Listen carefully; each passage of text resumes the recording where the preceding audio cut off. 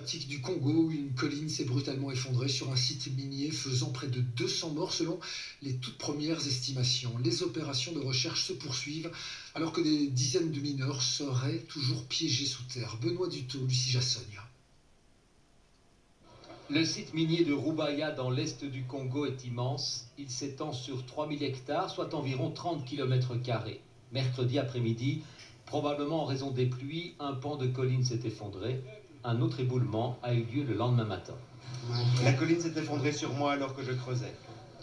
J'étais sur la véranda quand nous avons vu la montagne s'effondrer et la terre nous emporter. Nous avons été secourus, c'est pourquoi je suis ici. On dénombre près de 200 victimes, essentiellement des mineurs qui travaillent dans des conditions difficiles. Certains ont été engloutis, d'autres sont morts dans les puits. Beaucoup sont encore coincés à l'intérieur.